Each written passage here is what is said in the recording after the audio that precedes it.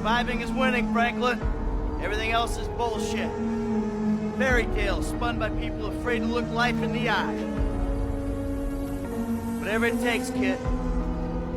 Survive. Robert Duboise was 18 years old in August 1983 when 19-year-old Barbara Grams was raped and murdered in Tampa Heights, in Florida. He had nothing to do with her death. He would spend the next 37 years of his life in prison for it anyway.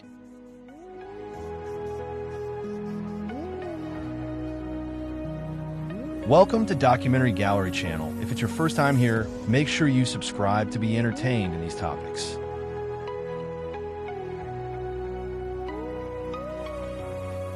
Duboise was convicted based on two of the most common causes of wrongful convictions in the country: adjunct forensic science and false jailhouse testimony. A forensic dentist testified that a bite mark found on the victim matched Duboise's teeth, evidence he later admitted, decades on. That bite mark analysis was never actually reliable enough to match to a specific individual in the first place.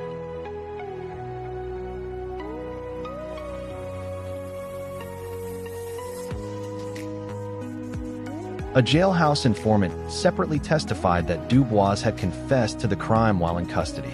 What the jury never heard was that prosecutors cut that informant's own sentence to time, served just 2 months after he testified.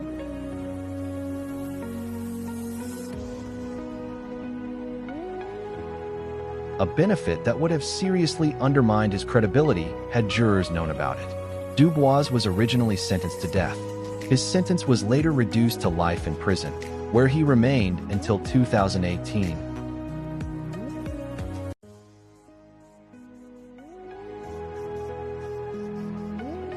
When the Innocence Project helped convince prosecutors to take a second look at his case, DNA testing unavailable at the time of his original trial pointed to two entirely different men, Amos Robinson and Abram Scott, both already serving life sentences for a separate killing.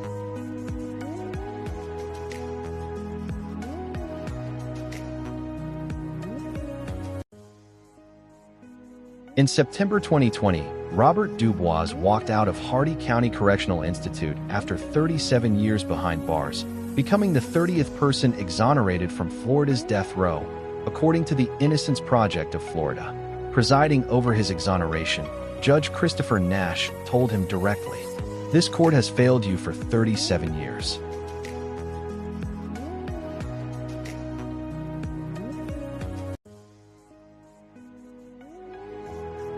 Duboise sued the city of Tampa, represented by the Human Rights Defense Center and the Chicago-based civil rights firm Lovey & Lovey.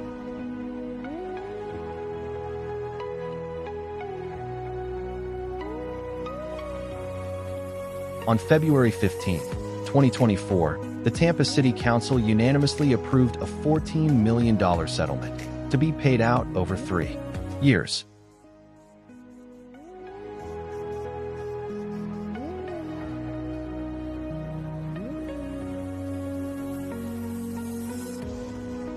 Tampa's chief of police, Lee Burkaw, acknowledged the case directly in a statement, saying advancements in training and technology had since improved the department's investigative accuracy.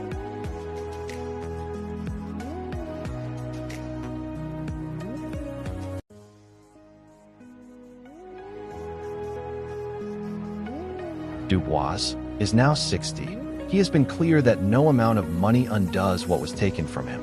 Money, houses, cars, none of that stuff can ever restore what I lost, he said.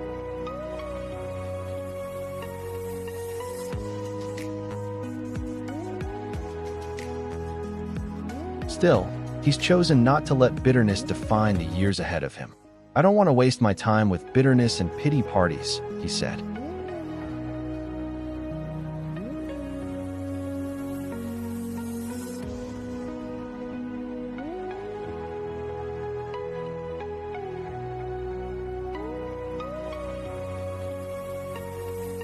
Before his arrest, Robert Duboise was an 18-year-old living in Tampa, Florida. Raised in a working-class household alongside his 6 siblings, he helped support his family from a young age.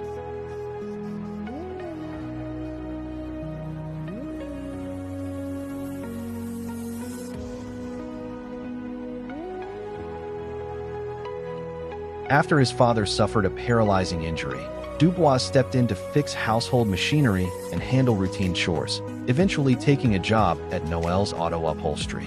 While he had dropped out of high school, he was known by those close to him as a hard worker with strong mechanical skills. Prior to the incident, he had 2 nonviolent minor offenses on his record, including an incident involving siphoning gas, and was serving probation.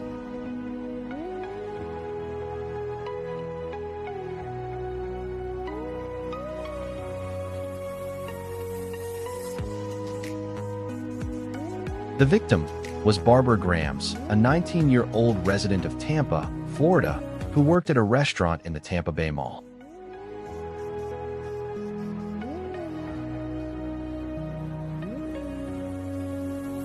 In August 18, 1983, Grams disappeared while walking home from work late at night.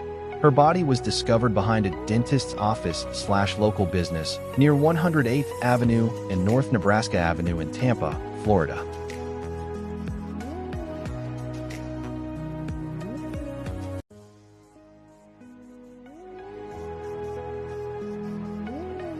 Grams had been beaten to death with a blunt object, sexually assaulted, and stripped of her clothing. Robert Duboise was suspected because there was no physical, forensic, or direct circumstantial evidence tying Duboise to the crime scene.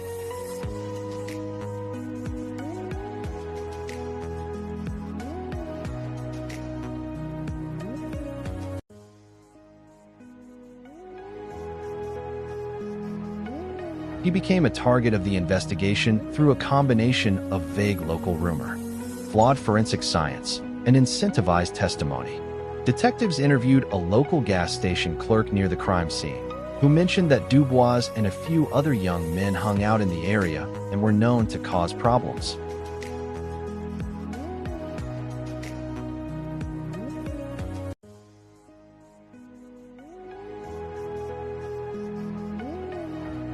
Based purely on this loose tip, police sought out Duboise.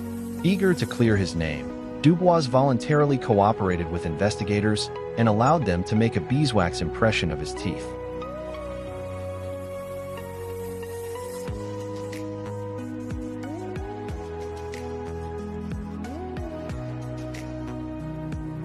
Forensic odontologist Dr. Richard Souverain claimed that an injury on the victim's cheek was a human bite mark matching Duboise's dental structure. Decades later, modern scientific review concluded that the mark on the victim was not a human bite mark at all, rendering the original evidence junk science.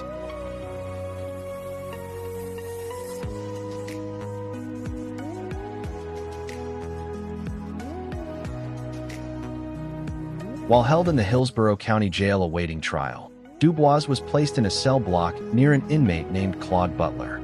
Facing 2 life sentences for unrelated charges, Butler falsely claimed that Duboise had confessed the murder to him. In exchange for his fabricated testimony, Butler was granted a lenient plea deal reducing his potential life sentence to 5 years.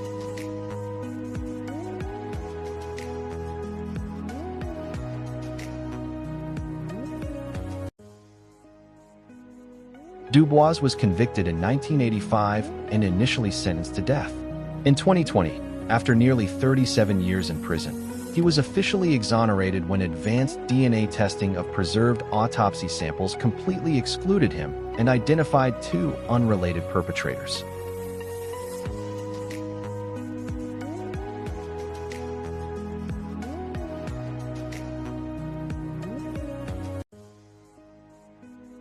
So we appreciate the efforts you used watching this video.